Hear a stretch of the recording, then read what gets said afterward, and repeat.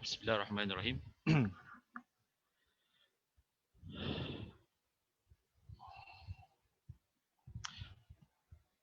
Okey, Assalamualaikum warahmatullahi taala wabarakatuh. Okey, dengar tak semua?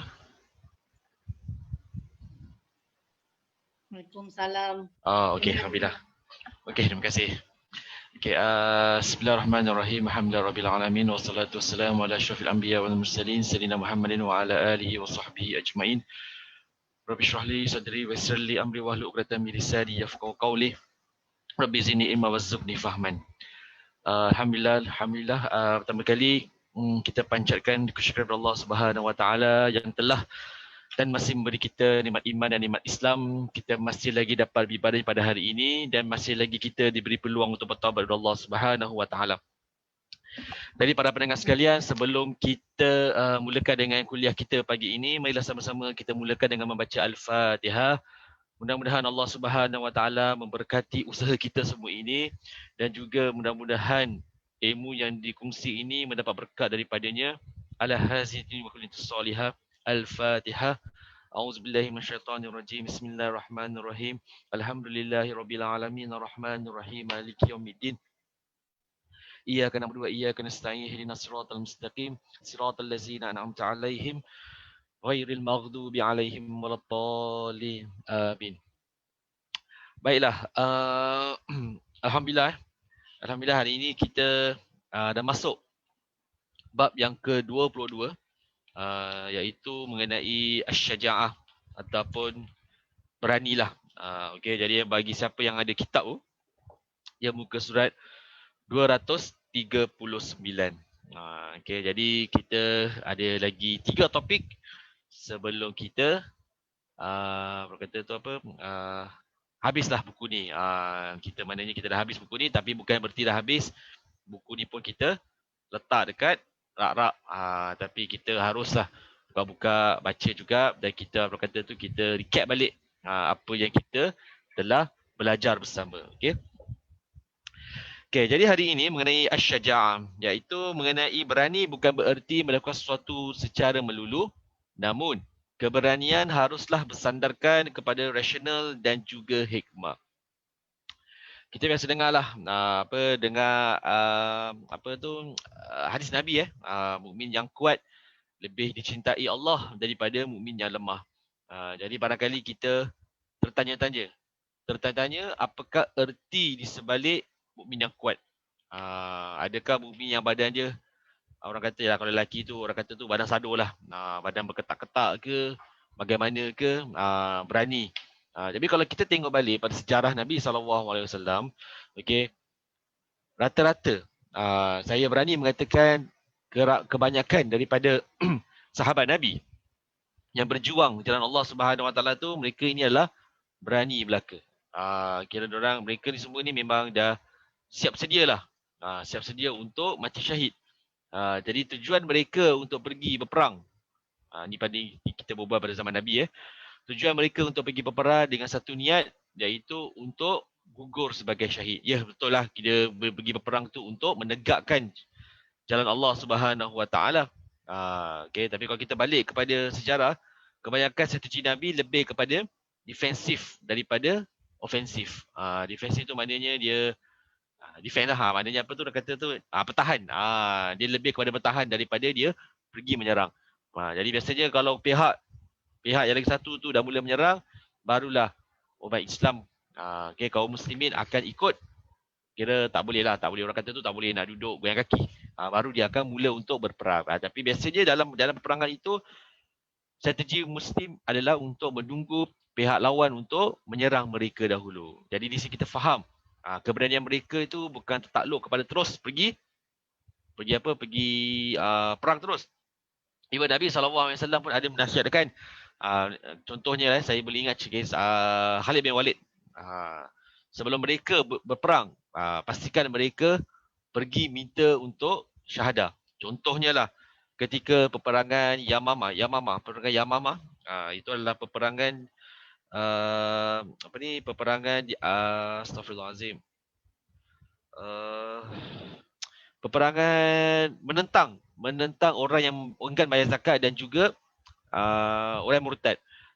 Jadi Nabi SAW menyuruh para sahabat untuk azan dan juga suruh mereka bertaubat dahulu. So jika tak ada respon, baru mereka akan pergi berperang. Jadi situlah kita nampakkan keberanian para sahabat dahulu. Okay? Inilah hadis yang dimasukkan, iaitu mukmin yang kuat. Itu lebih baik dan lebih cintai Allah daripada mukmin yang lemah. Namun pada keduanya ada kebaikan. Semangatlah mengerjakan hal-hal yang bermanfaat bagimu, meminta tolonglah kepada Allah dan jangan malas.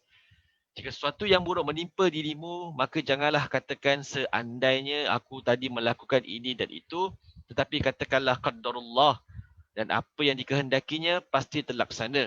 Kerana jika engkau mengatakan seandainya, maka engkau akan membuka jalan bagi amalan syaitan. Kita faham di sini, hadis ini mengatakan mukmin yang kuat itu lebih Allah suka daripada mukmin yang lemah. Tapi dalam keduanya pun ada kebaikan. Lalu Nabi sebut kita kena semangatlah mengerjakan hal yang bermanfaat bagi kita semua. Minta tolong pada Allah dan jangan kita malas. Malas ni biasanya berlaku kat diri kita lah. Tapi Nabi anjurkan kita untuk minta tolong kepada Allah Subhanahu Wa Taala. Siapa lagi kita nak tolong? Itu kalau kita ditipu masalah, ditipu musibah, Allah juga yang kita cari. Kalau kita sakit, apart from doktor pun, kita akan mencari Allah Subhanahu Wa Taala.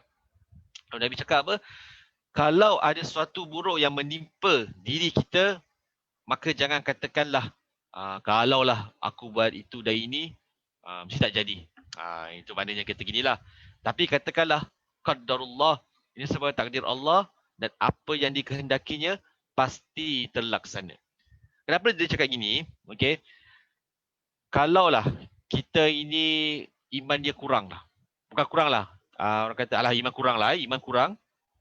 Atau iman dia tak sekebal. Okay. Jadi apa sahaja yang menimpa dirinya, okay, barangkali dia tidak terus relate kepada takdir Allah Subhanahu Wa Taala. Dia lebih kepada kalaulah, inilah dia kata kalaulah aku tak buat gini, mesti tak jadi macam gini. Contoh je lah.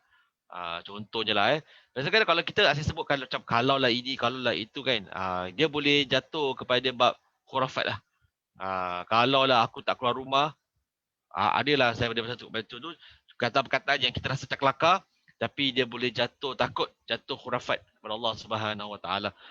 Contohnya lah, kalaulah kau tak datang rumah aku ni, aku rasa tak hujan kot. Kalaulah kau tak datang rumah aku ni, aku rasa tak ada bala yang menimpa aku. Okay. Ini kadang-kadang benda ni kita rasa macam kelakar, tapi kalau kita tak mendalami bab tauhid ni, iaitu mengenai qadarullah, takdir Allah Subhanahu Wa Taala, kita boleh tersasar. Jadi dengan apa yang terjadi ni, okay, kita jangan terus mengatakan kalaulah aku tak buat ini pasti tak jadi gini. Ya, boleh ada benda kalau kita think twice lah, orang kata fikir 2 kali, barangkali jangan buat ini, mungkin tak terjadi. Sebab tu bila bab tauhid, kita kena faham balik takdir ada yang boleh berubah, ada yang takdir tak boleh diubah. Okay, ada takdir boleh ubah, ada takdir yang tak boleh diubah. Sebab tu Allah berikan kita satu privilege, satu keistimewaan, iaitu akal. Kita kena berfikirlah dengan akal kita. Orang kata ada otak, tapi kalau tak ada akal pun tak guna juga. Jadi fikir menggunakan akal minda kita. Sebab itulah yang Allah Subhanahu Taala berikan keistimewaan kepada hamba-hambanya. Right? Jadi sifat berani ni amat berkait rapat dengan sifat kuat. Kalau orang kata berani tu memang dia kuat lah. Biasa kalau orang kata apa, pengecut ni penakut lah kau ni. Kau ni lembik lah. Kau ni tak kuat lah. Jadi bila kau ni tak kuat lah, kau ni lembik lah, kau ni penakut lah. Dia tak boleh relate dengan sifat berani. Tapi kalau kita faham balik, keberanian dari perspektif Islam, iaitu menghadapi kesulitan, cabaran dan kesakitan, serta mendorongnya tabah ke hadapan tanpa rasa takut dan gentar. Ini dari segi perspektif Islam lah. Okay, kita seorang itu, kita berani menghadapi segala musibah Segala ujian yang Allah berikan kepada kita, tetapi dia at the same time dia mendorongnya untuk bertabah, untuk terus ke hadapan. Dia bukan orang kata tu mengadu nasib. Ini orang yang beranilah. Even kita pun semua ni saya rasa, saya yakin semua daripada kita ni pernah menghadapi kesulitan, pernah menghadapi cabaran. Kesakitan jangan cakap lah. Semua orang pernah melaluinya. Tapi adakah dengan ujian yang Allah berikan kepada kita itu mendorong kita untuk terus ke depan, atau lagi kita orang kata mengadu nasib? Apalah nasib aku. Tak salah aku pula yang kena. Inilah orang kata nasib. Apa dosa besar, banyak sangat ke dosa aku ke ni? Inilah orang kata yang dia tak rasa itu takdir Allah Subhanahu Wa Taala, sebab dia rasa dia ni suci. Kenapa aku pula diuji? Dan sebagainya. Ini benda banyak kali lah saya dah pernah kongsikan. Okay, ujian itu tanda sayang Allah kepada kita. Okay. Jadi keberanian perspektif Islam adalah seorang itu berani menghadapi kesulitan, cabaran dan kesakitan. Dia lagi orang kata tu, dia lagi nak buat dia terus ke hadapan, tak rasa takut dan juga gentar. Contohnya Nabi SAW. Kita tengoklah dialog ni. Dialog di mana Abu Talib Abu Talib memanggil Nabi SAW untuk apa? Untuk memberitahu Nabi untuk berhentilah. Kau berhentilah daripada berdakwah ni lah. Sebab orang Quraisy dah mula tak suka ke kau. Dah mula nak against kau. Jadi why not kau berhenti? Jadi inilah dalam Nabi SAW dia sangat popular lah. Okay. Demi Allah, walaupun sekiranya mereka letakkan matahari di tangan kananku dan mulai tangan kiriku, sekalipun supaya aku meninggalkan tugasku ini, aku tidak akan meninggalkannya sehingga agama Allah menang atau aku yang binasa. Ini satu sifat berani Nabi SAW. Walaupun Nabi tahu ya orang Arab Quraisy dah mula benci Nabi, dah mula kata-kata kesat kepada Nabi, dan ada juga yang dah plan untuk bunuh Nabi, tetapi Nabi tetap tidak akan meninggalkan amanah yang ditanggungjawabkan kepada beliau. Ini amanah lah. Kita dah kan. Fatana, amanah, tablir, dengan juga apa tu, fatana, amanah, tablir dan juga benar, sidku. Okey. Fatana, amanah, tabligh dengan sidku. Ini 4 sifat para rasul mesti adalah cerdas. Fatana tu cerdas, tabligh tu menyampaikan, sidku tu benar, dan juga dia amanah. So dia amanah lah yang dibawa oleh baginda sallallahu alaihi wasallam. Jadi dengan dialog ni mengatakan yang Nabi tidak akan meninggalkan tugas yang diamanahkan. Maka beliau akan terus berdakwah sampai akhir hayat beliau. Okey, inilah sifat berani Nabi SAW. Kita pergi kepada bab antara takut dengan berani yang membuta tulilah. Ini orang kata antara takut dengan berani tak kena tempat. Ni berani orang kata ni terlalu berani. Action berani. Apa sajalah. Terlebih berani. Ni semualah perkataan-perkataan yang orang kata tu. Boleh keluar lah. So antara takut dengan berani yang membuta tuli. Okay? Sifat keberanian yang terpuji terletak antara 2 sifat ekstrim. Yang pertama sekali, sifat takut dan juga sifat berani yang membuta tuli. Jadi sifat takut ini membawa kepada kelemahan dan kemunduran dalam segala aspek. Okay, jadi sifat takut contohnya lah takut untuk mengatakan hak, mengatakan benda yang benar, takut untuk mendirikan melindungi maruah dia ke maruah siapa sajalah. Ini nama takut. Okay, jadi kat sini segala aspek tu dia akan memundurkan diri dia. Dari segi pekerjaan pula dia tahu dia tak buat, tetapi bila orang dah mula kata-kata, dia takut untuk berkata dengan benar. Ataupun ada maybe dia punya bos ke, orang atasan dia tu tekan dia mengatakan dia tak bekerja dan sebagainya, dia takut. Takut sikit apa? Takutlah aku itu dia supervisor aku tak boleh nak overboard him, ataupun nak override ke apa. Ini sebenarnya sifat takut yang akan mengundurkan diri. Jadi tak salah kalau kita untuk berkata dengan benar. Maknanya kita berani untuk kata tu menegakkan kebenaran dalam diri kita ataupun menjaga maruah kita. Jadi sifat takut janganlah kita membawa kepada kelemahan dan kemunduran diri kita. Okey. Jadi sifat berani membuta tuli pula membuatkan seseorang bertindak melulu. Dalam kitab ni, kita ambil poin yang pertama ni, sifat takut ni. Nabi SAW ada sebut satu hadis daripada Abu Hurairah mengatakan, jauhilah olehmu 7 perkara yang mencelakakan. Para sahabat bertanya, apakah perkara itu? Nabi bersabda, menyekutukan Allah, melakukan sihir, membunuh orang yang telah diharamkan oleh Allah untuk dibunuh, kecuali kerana kebenaran, memakan harta riba, memakan harta anak yatim, melarikan diri saat berperang, menuduh zina terhadap wanita mukmin yang sudah bersuami dan terjaga kehormatannya. Dalam hadis ini Nabi sebut 7 perkara iaitu yang kita kena jauhi, yang boleh mencelakakan kita. Tapi banyaklah, okey, jangan 7 lah. Sekutukan Allah, sihir, bunuh orang, makan harta riba, makan harta anak yatim, melarikan diri saat berperang dan juga menuduh wanita zina yang menjaga kehormatan diri dia. 7 benda yang membinasakan seseorang itu. Jadi poin sini adalah orang-orang yang melarikan diri saat berperang. Okey. Yang kedua pula, sifat berani yang berbuta tuli membuatkan seseorang bertindak melulu tanpa dia menyelidik dahulu. Okey. Walaupun tindakannya nampak berani, namun ia dilakukan atas pertimbangan yang singkat sehingga menimbulkan bahaya dan mudarat kepada diri dia atau orang lain. Ini pula berani yang membuta tuli. Dia tak nak selidik dulu. Dia tak nak cari kebenaran dulu.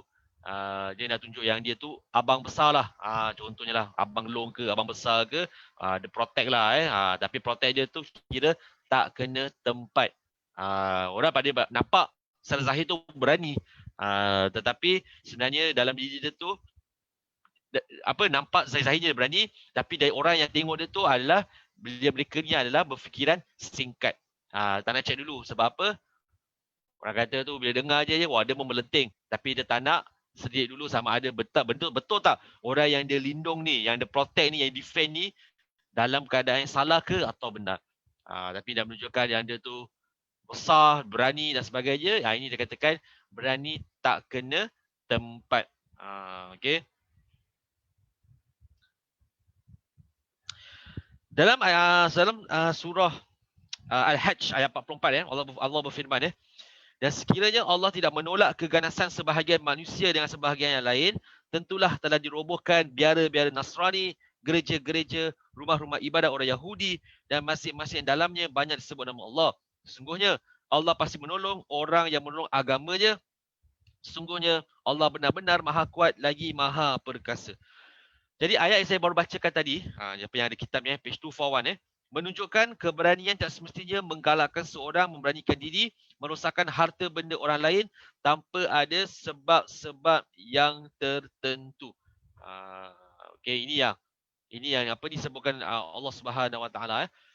So menunjukkan keberanian bukannya kita menggalakkan orang lain untuk merosakkan harta benda yang tak sepatutnya lah. Nak tunjukkan dia tu besar dan sebagainya.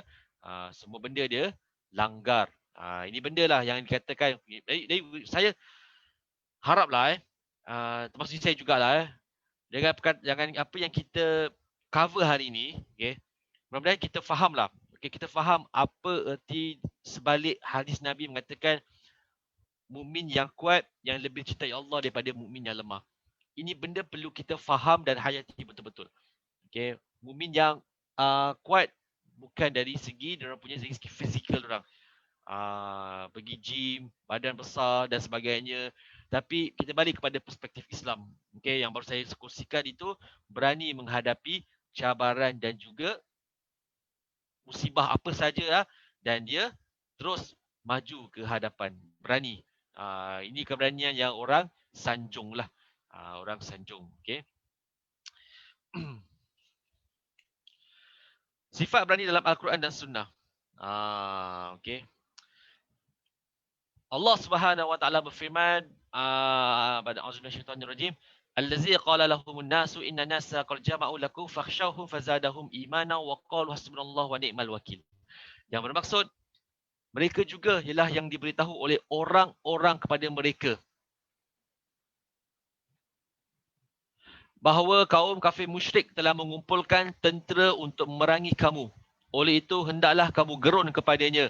Maka berita itu makin menambahkan iman mereka lalu berkata, cukuplah Allah untuk penolong kami dan ia sebaik-baik pengurus.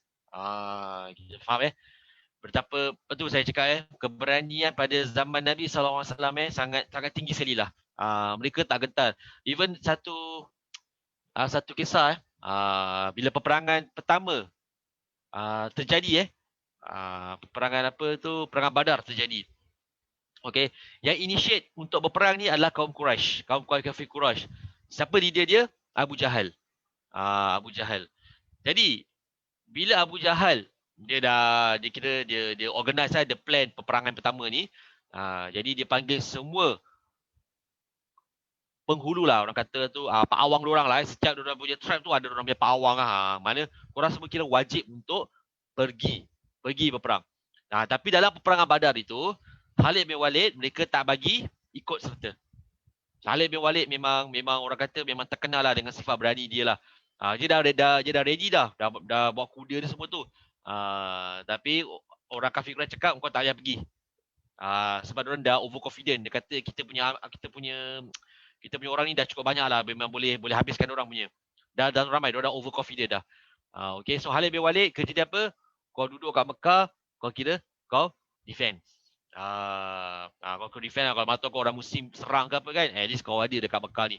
Sebab kerana confidentnya Abu Jahal ni, dia ambil semua orang-orang besar-besar ni keluar untuk pergi berperang. Tapi takdir Allah pula menentukan mereka tewas dalam peperangan Badar. Tapi kalau kita fikirlah secara logiknya, tak mana mungkin lah pasukan Islam ketika itu dalam lebih 300. Ada ulama kata 302, 300, tapi dalam 300 itu melebihi orang yang beribu-ribu. Beribu-ribu apa ni? Pasukan dia. Lawan dia tu dah banyak. Jadi confident mereka tu dah terlalu tinggi lah. Terlalu tinggi. Jadi peperangan tercetus, meletus. Itu perjanjian Allah Subhanahu Wa Taala kepada Nabi SAW yang Allah akan turunkan malaikat untuk berperang dengan kafir Quraisy ni. Kafir Quraisy ni. Jadi bila sahabat nampak tentera kaum Quraisy ni banyak, mereka tak larilah, mereka tak retreat lah. Tapi mereka risau. Mereka macam mana kita nak boleh kalahkan tentera yang begitu banyak. Tapi Nabi SAW beritahu, dia kira dia calm sahabat lain, sahabat semua tu mengatakan janji Allah pasti datang. Jadi peperangan bila meletus, ada syaitan. Syaitan lari lintah pukang. Dia lari bertaburan sebab dia terkejut nampak malaikat turun untuk membantu pihak muslimin. Jadi kira unlucky lah bagi Abu Jahal. Dia leader, dia pun mati juga dalam peperangan pertama itu. Jadi kalau saya ingatlah satu nama Umayyah bin Khalaf ni, dia takut nak pergi perang. Dia takut. Orang semua dah pergi perang. Umayyah bin Khalaf ni dia bekas bekas majikan kepada Bilal bin Rabah. Dia yang seksa Bilal bin Rabah. Tapi Abu Bakar yang beli Bilal bin Rabah, dia pun apa cakap, kau nak beriman hati kau punya pasal. Tapi yang penting mulut kau tu kau cakap Tuhan nenek moyang mereka. Umayyah bin Khalaf pun tewas juga, kena bunuh dengan bekas hamba abdi dia. So Umayyah bin Khalaf ni dia penakut lah. Dia penakut. Orang dah mula berperang tetapi dia duduk dekat dia punya kampung tu, tak nak pergi. So kat situ dah tunjukkan yang kaya-kaya pun kira ada sifat takut dia. Tapi inilah sifat orang-orang Muslim ketika itu. InsyaAllah. Anda bercerita tentang keberanian baginda. Nabi adalah orang yang paling baik, paling berani dan paling dermawan. Sungguh pernah terjadi kegemparan dalam kalangan penduduk Madinah dan Nabi adalah orang yang mendahului mereka. Mendahului mereka tu iaitu Nabi pergi untuk mengetahui apa puncanya dengan menunggang seekor kuda. Anas bin Malik nampak Nabi SAW Ada kegemparan, Nabi terus naik kuda, pergi nak tengok apa terjadi. Mendahului sahabat-sahabat yang lain. Okay. Di dalam kitab ini ada satu doa yang boleh kita amalkanlah. Dia dalam kitab ni barangkali doa ni kita tak familiar. Yang kita dengar Allahumma inni a'udzubika minal jubni wal bukh. Okay, kita doa tu kita pernah dengar kan. Jauhkan aku daripada sifat bakhil dan sifat penakut. Itu doa yang rasa kita pernah dengar. Right? Okey, jenis-jenis keberanian. Okey. So pertama sekali keberanian fizikal. Okey. Keberanian ni ada dua para pendengar sekalian. Pertama sekali adalah keberanian fizikal. Terletak pada zahir susuk tubuh seseorang dan akan terselah apabila menghadapi bencana atau musuh. Okey. Yang kedua pula, dalam konteks hari ini seperti menolong orang yang sedang ditimpa musibah. Kalau kita tengoklah gambar yang sebelah kanan ni, kita tahulah ustaz yang sangat famous sekali Ustaz Abid Liu di mana beliau ni banyak sekali menolong. Masya-Allah dia punya rezeki dia memang murah lah. Dia banyak menolong orang-orang dalam kesusahan. Beberapa kali dia banyak sponsor. Nampak ada musibah berlaku dekat area tu, Ustaz Abid Liu akan menjadi orang pertama untuk membantu penduduk tersebut. Jadi Ustaz Abid Liu ni menjadi kesayangan penduduk Malaysia. Ada juga kat Malaysia ni lah orang gelar dia Uncle Kentang. Uncle Kentang ni pun baik. Tapi dia bukan non-Muslim. Tapi orang gelar dia Uncle Kentang. Kenapa Uncle Kentang? Saya baca lah banyak lagi, saya tersampak nama kisah-kisah dia. Dia pun sama juga lah macam Ustaz Abid Liu, banyak menolong orang. Cuma bezanya Ustaz Abid Liu ni seorang Muslim dan dia bukan Muslim. Tapi level dia menolong masyarakat Malaysia ketika itu memang orang kata tu menjadi bualan lah. Bualan di segi positif lah. Ingat ni Uncle Kentang dan juga Ustaz Abid Liu. So kalau lepas ni ada kelas tu, kalau nak Google lah Uncle Kentang. Okay, baik orang dia. Banyak membantu. Okay. Yalah, saya cakap lah Singapura pun ada tu. Singapura pun bukan saya cakap orang Malaysia je baik je tak. Singapura pun ada. Ni cuma bila saya buat ni, saya cerita dia kira recent kan. Jadi saya pun tariklah gambar dia dan sebagainya. Okay. So inilah contoh-contohnya daripada sikap keberanian fizikal. Okay.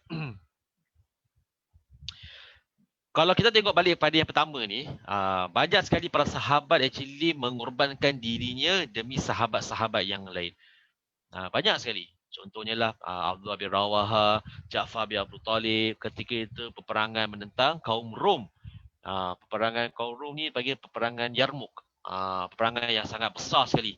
Rom even dalam Quran pun ada kisah Rom. Empire yang sangat powerful lah. Tapi orang Islam ni dia pergi berperang dengan mereka.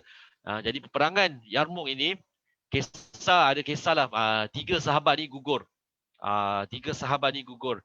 Ja'far bin Abu Talib, Abdullah bin Rawaha, tak salah saya satu Zaid Zaid bin Harithah, tak salah saya. Jadi Nabi SAW dah perintahkan mereka untuk kalau kira diorang ni kira memegang panci agama. Jika satu gugur, yang satunya akan take over. Sampai ketiga-tiga mereka gugur. Walaupun tak salah saya satu sahabat bernama Abdullah ke Ja'far bin Talib, tangan beliau ditebas. Tapi beliau belum lagi gugur, beliau masih dapat memeluk panci tu sebab panci tu tak boleh jatuh lah. Senang kata kalau panci tu jatuh, semangat akan menurun. Jadi Nabi dah beritahu pesan kepada sahabat kena ganti-ganti. Peperangan Yarmouk. Kalau peperangan Yarmouk artinya Nabi SAW tak ada. Bukan Nabi ataupun sejarah mereka dalam ni pun tak banyak sangat lah. Peperangan Yarmouk. Saya mesti ingat peperangan Yarmouk. Kalau bukan Nabi, kali itu adalah sahabat yang mengutuskan untuk panglima sekian. Tak apa. Tapi satu peperangan Yarmouk, tapi saya akan cek balik sejarah dia tu.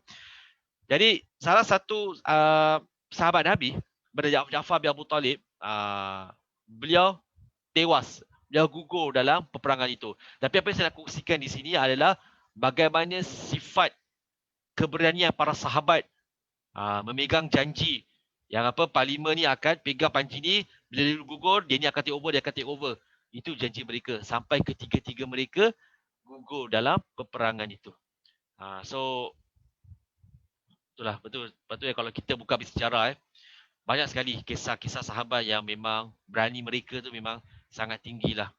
Sangat tinggi lah.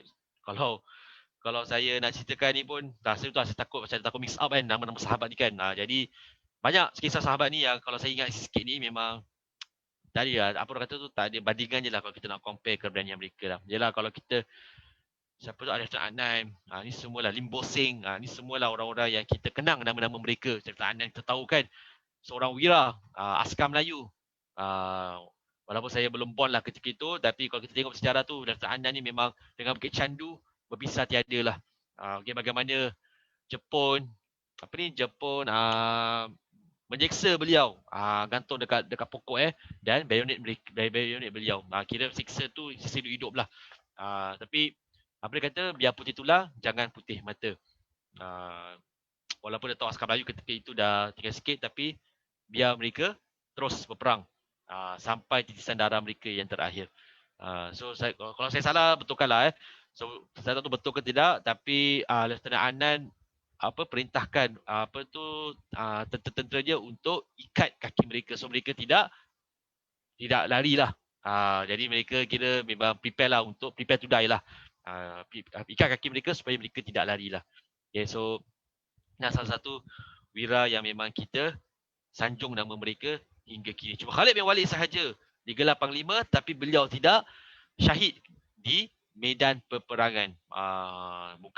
Dia buka baju dia cakap, kau tengok badan aku ni, bekas-bekas panah, bekas-bekas pedang, spear, tapi aku tak mati macam sahabat-sahabat aku yang lain. Pasal dia ni yang akan pergi ke hadapan dulu. Jadi kalau duel tu, dia selalu yang pertama sekali. Itu yang para sahabat tu yakin. Nabi pun gelar dia sebagai Saifullah, iaitu pedang Allah. Dia go. Dia orang pertama yang pergi dulu. Harapan dia adalah bukan tunjuk hero, tapi harapan dia adalah dia mati syahid. Sebab dia ni dia kira macam komander lah. Orang komander kan. So dia pergi dulu. So tapi akhirnya dia cakap apa? Dia mati ibarat unta bunting yang ingin melahirkan. So dia letak level dia tu semacam unta bunting nak melahirkan. Itulah Khalid bin Walid. Dia gelar, Nabi menggelar dia sebagai Saifullah. Okay lah, itu keberanian fizikal lah. Okay. Okay, keberanian spiritual pula. Terletak pada dalaman diri seseorang untuk menegakkan kebenaran dan tegas dalam pendirian. Kebenaran tidak akan ditegakkan tanpa ada keberanian yang tinggi, dan keberanian tidak akan hadir tanpa ada perasaan tawakul terhadap kekuasaan Allah Subhanahu Wa Taala. Tengok balik gambar-gambar ni dalam kitab ni pun bagi contohlah. Okay.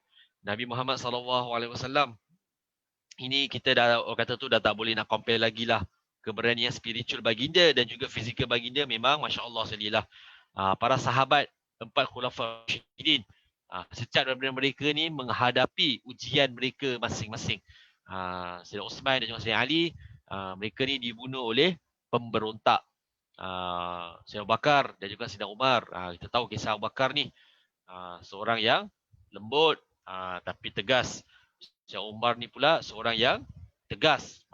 Sebab tu Abu Bakar dengan Umar ni selalu kadang-kadang diorang ada clash.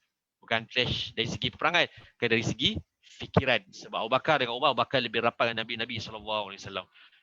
Jadi sifat beliau, tingkah laku beliau tu lebih mencerminkan kepada Nabi SAW. Sebab dah rapat, dah duduk dengan gua. Nabi ni adalah kawan Nabi yang paling rapat sekali. Tidak saya mengatakan Umar, Uthman dan Ali ni tidak rapat. Tidak. Sebab Abu Bakar ni yang bersama dengan Nabi daripada awal lagi Islam diturunkan. Bilal bin Rabah, seorang lelaki berkulit hitam, tetapi beliau disiksa. Disiksa lah, dijemur dekat tengah kepala pasir, letak batu. Siapa yang buat tu? Umayyah bin Khalaf. Tetapi dia punya pendirian tu memang sangat tinggi sekali.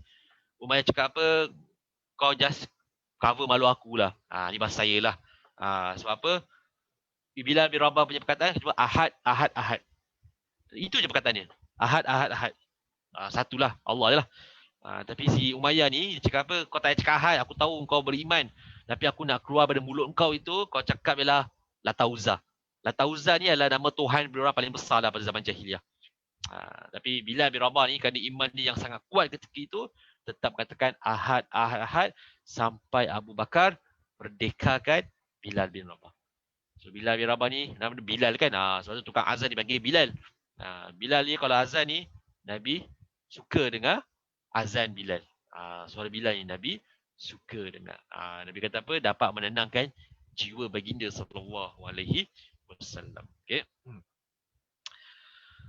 Dalam kitab ini, Nabi SAW sebut, Man ra'a minkum munkaran falyughayyirhu bi yadihi fa illam yastati' fa bi lisanihi fa illam yastati' fa bi qalbihi wa zalika ad'aful iman. Sesiapa antara kamu yang melihat kemungkaran, maka ubahlah ia dengan tangan. Sekiranya tidak mampu, maka dengan lidahnya. Dan jika tidak mampu, maka dengan hatinya.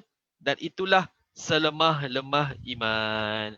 Jadi dalam hadis yang saya membacakan tadi, okey, Islam menyuruh kepada kebaikan dan melarang kemungkaran. Perkara paling asas yang perlu dalam diri seseorang ialah keberanian. Hadis yang sangat popular sekali, okey.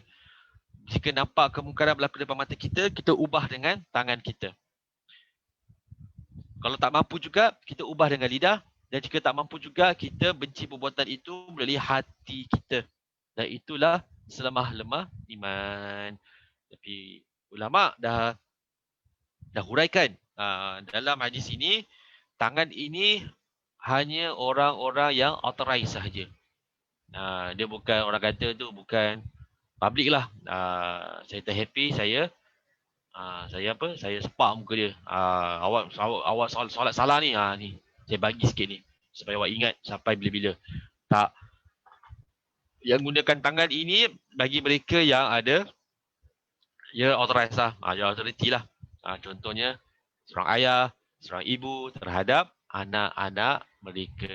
Ini semualah anak tak solat, mereka boleh tangan-tangankan. Okey. Begitulah.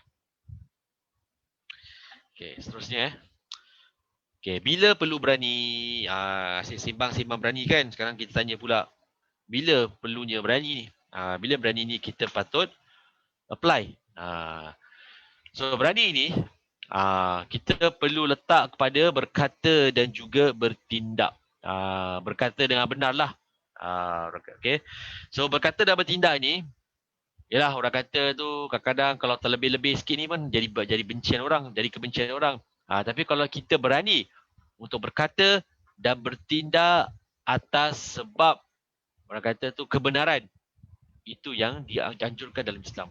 Kita tahu kezaliman tu berlaku depan mata kita, tapi kita diam-diam sajalah. Aku jaga perut nasi aku lah. Itu punya pasal lah tu, pandai jawab. So bila kita nampak kemungkaran berlaku depan mata kita, kita nak kena berani untuk berkata dan bertindak. Tapi dia katalah, tapi macam dia benci saya Ustaz. Kalau dia benci tu, orang kata benci sekejap je kan, benci kan. Tapi lama-lama dia akan, orang kata dia akan berfikirlah. Tapi kalau memang dia tak nak fikir tu, adalah yang penting kita dah lakukan kita punya tugas kita. Yang kedua pula, menyampaikan kebenaran dengan terang.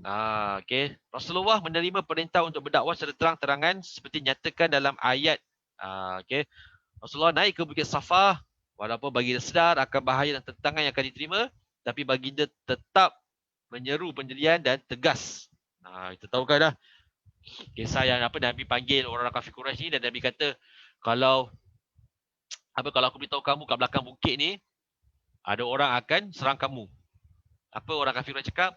Apa yang kau cakap ni aku percayalah. Lalu bila Nabi dah capture orang punya trust tu, Nabi cakaplah, bagaimana pula kalau aku mengatakan yang kamu perlu beriman kepada Tuhan yang satu. Time tu lah mereka, apalah kau, macam itulah.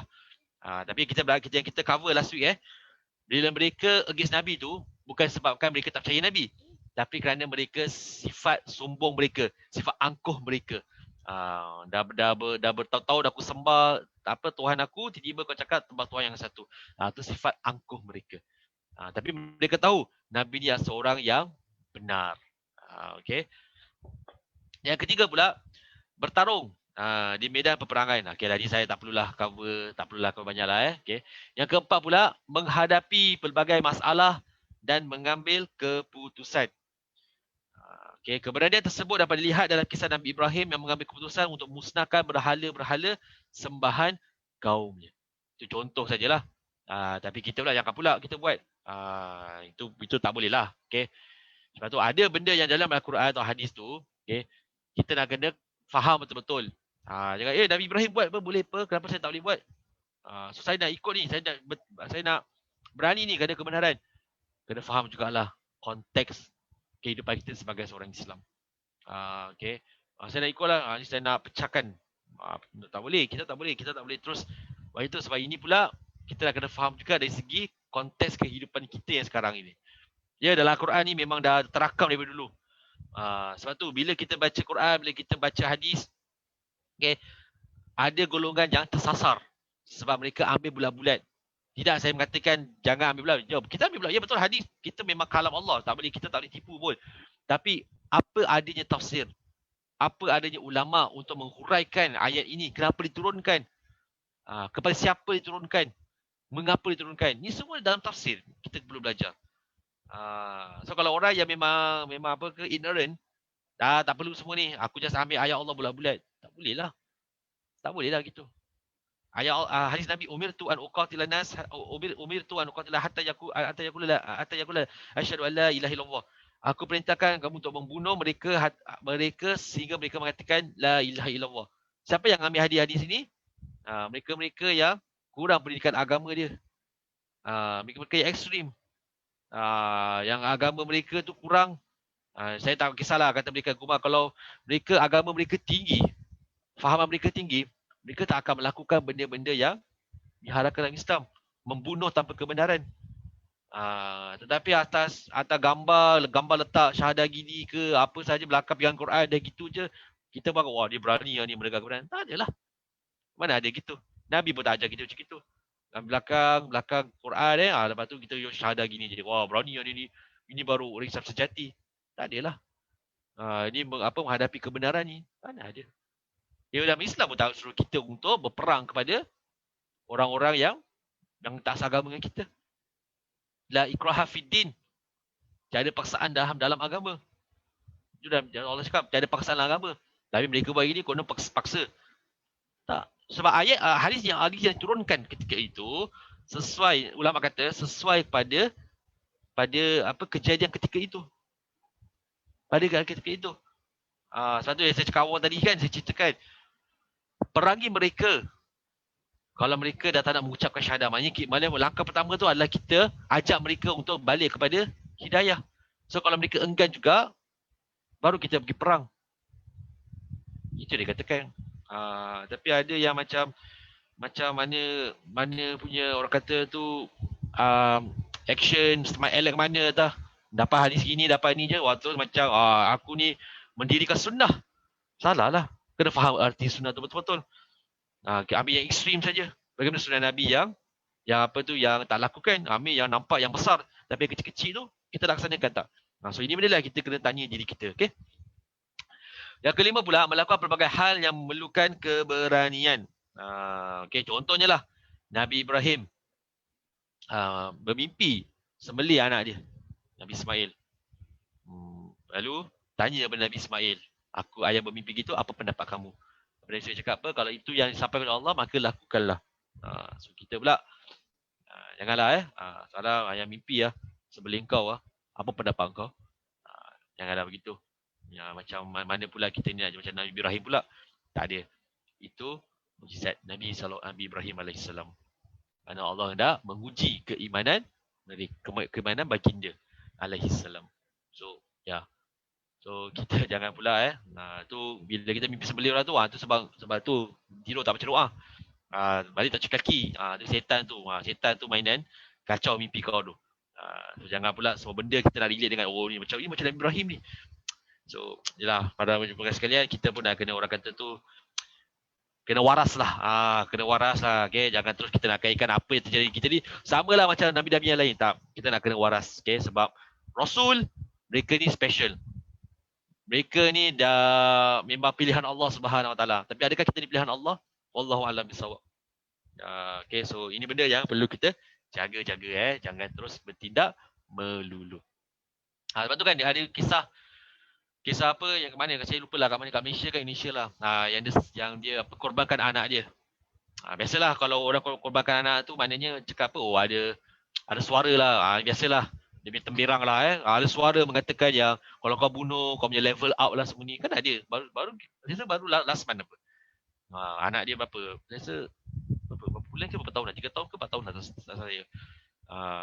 Dengar suara bunuh anak dia, jadi kau punya makam tu kau tinggi, darjah kau tinggi. Ni semua nonsense. Ni semua terus saya cakap ni semua nonsense lah. So bila kena cekup, dengar suara-suara mengatakan balik-baliklah pada saya kita just balik kepada Quran dengan sunnah lah. Okay, ni benda suara-suara tiba dah bunuh sebagainya. Oh ni semua orang kata ya ada orang menghadapinya. Saya tak menafikan orang menghadapinya. Tapi maksud di sini adalah bila menggunakan Islam untuk cover kita punya kesalahan kita. Saya tak mengatakan memang ada orang yang memang dengar suara-suara. Tapi apa yang saya maksudkan sini adalah dalam kisah tu dia kata dia ni pun kira nak upgrade dia punya ilmu agama lah. Jadi perlu mengorbankan anak dia sendirilah. Ini yang maksud saya. Okay, maksud saya. Okay, so jangan salah faham. Saya tidak mengatakan yang orang-orang yang dengar suara ni tak exist. Mereka ada. Tapi mereka yang menggunakan agama untuk cover dari kesalahan. Ini yang saya katakanlah silap lah. Nak relay balik dengan cerita Nabi Ibrahim AS. Tak boleh lah. Okay. So inilah So bila berberani ni adalah 5 benda ni lah perlu kita berani. So keberanian, tanggungjawab kepada makhluk dan tawakal kepada Allah Subhanahu Wa Taala. Jadi keberanian bermula daripada keteguhan dan ketegasan pendirian seseorang. Keberanian dalaman akan secara semula jadi melahirkan keberanian pada luaran diri seseorang. Jadi keberanian yang dah sebati dalam diri, dia akan menzahirkan luaran kita. Dalam tu pada akhlak dia bagus lah. Orang kata adab dia dah bagus, dia akan menzahirkan akhlak dia yang baik. Yang ini kita dah pernah cover lah.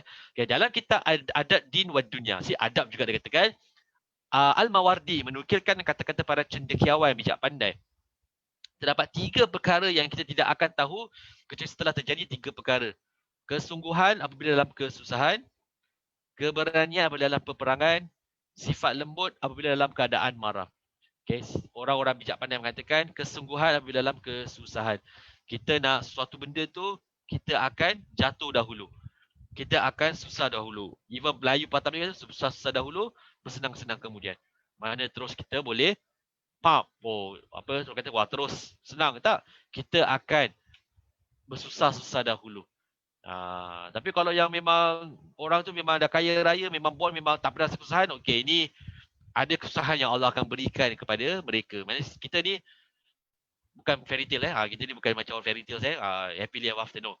Kita nampak secara zahir, secara mata kasar, ya, memang dia lahir je memang atuk nenek semua kaya lah, dia tak rasa kesusahan. Tapi ada kesusahan yang akan dilaluinya, tapi takkan nak share kan.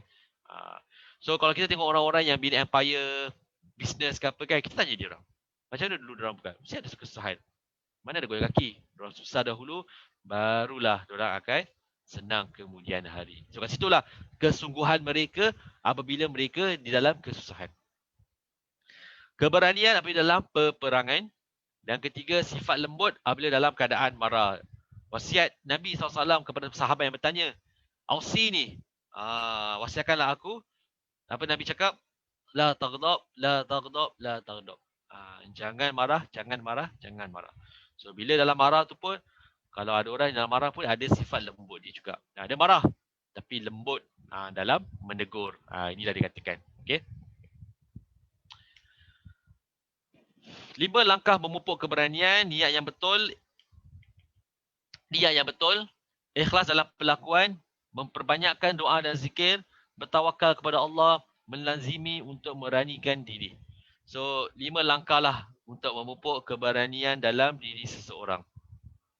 Sama sekali adalah niat kita yang betul lah. Dan niat berani kenapa? Kerana Allah Subhanahu Wa Taala, kerana kita hendak bertindak dengan kebenaran. Bukan sebab nak tunjuk, nak jadi Rambo, nak jadi hero lah. Kalau cerita Rambo lah, jadi Rambo, jadi hero, tak. Yang betul. Yang kedua pula, ikhlas dalam perlakuan kita. Bukan kita buat tu untuk mengejar sesuatu. Ada pergi ada balik contohnya lah. Ada pergi ada balik. Tu faham lah maksudnya tu kena ikhlas lah kerana Allah Subhanahu Wa Taala. Panjangkan doa dan zikir dan jangan lupa untuk bertawakal kepada Allah Subhanahu Wa Taala. Okay, bertawakal ni memang kita punya orang kata tu kita punya pegangan lah. Okay, sentiasa bertawakal. Apa saja kita buat, kita tawakal kepada Allah Subhanahu Wa Taala.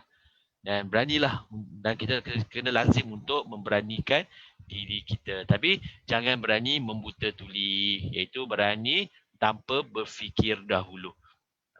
Okay, nanti menyesal nanti. Okay. So, inilah langkah-langkah untuk memupuk keberanian. Okay. Itu sajalah daripada saya. Okay, saya kalau ada apa-apa soalan yang ditanya, barangkali topik ni berani maybe tak semualah yang yang kata tu boleh relate lah. Tapi kalau boleh, alhamdulillah. Bila kalau saya baca pun saya nak relate pun macam susah juga. Tapi bila dah teliti betul-betul, berani ni bukan hanya dari segi kita punya appearance kita, dari segi kita physical kita, tapi actually kita balik kepada perspektif Islam kita. So alhamdulillah kita sebenarnya dalam kategori orang yang berani. Sebab apa? Cabaran, kesusahan, kesulitan yang melanda kita, kita berani untuk menempuhnya. Ada yang terus angkat kaki jalan. Yang worst lagi, kita pergi tinggalkan dunia ni lah. Itu worst lah. Maksudnya tinggal dunia maknanya dia bunuh dirinya. Okay, so satu bunuh diri itu bukan satu tindakan yang berani lah. Bukan satu tindakan yang berani. Tindakan yang berani itu adalah kita berani menghadapi ujian yang Allah turunkan kepada kita, insya-Allah. Jadi tak ada persoalan. Saya cek bos. Okeylah, kalau tak ada apa-apa soalan, jadi saya beritahu minggu depan kita berehat seminggu Kita minggu depan kita tak ada. Nanti after next week tu kita habiskan dah lagi 3 minggu tu, dan insya-Allah habislah kita punya kuliah modul untuk tahun 2020 ini. Jadi saya mohon maaf kalau anda ada salah kata ke, tersilap ke. Tapi yang penting yang saya minta ni, kalau lah ada yang saya tersilap dari segi apa, sirah tu kadang-kadang macam banyak nama sahabat ke peperangan kan. Kalau tu just cakap dengan saya. Tapi sini saya berbual ni saya betul aja. 1 jam ni berbual. Jadi macam kalau ada yang salah je jangan masukkan. Kalau malu nak letak chatbox tu, letaklah private. Macam private nama saya tu letak kat situ. Okay, so saya akan kaji balik perangan tu, tapi yang nama sahabat tu betul saya ingat. Cuma saya tak nak salah orang kata salah information lah. Takut nanti dosa pula saya kan. Saya akan cari dan saya akan betulkan kalau perlu diperbetulkan. Jadi saya mohon maaf kalau ada apa-apa salah. Jadi kita tutup majlis kita ni dengan tasbih kafarah dan suratu as. Bismillahirrahmanirrahim. Subhanakallahumma bihamdika asyhadu an la ilaha illa anta astaghfiruka wa atubu ilaik. Bismillahirrahmanirrahim. Wal 'ashr innal insana lafi khusr illa allazina amanu wa amilus solihati wa tawassaw bil haqq wa tawassaw bis sabr. Alamin. Assalamualaikum warahmatullahi taala wabarakatuh. Waalaikumsalam warahmatullahi wabarakatuh. Terima kasih semua.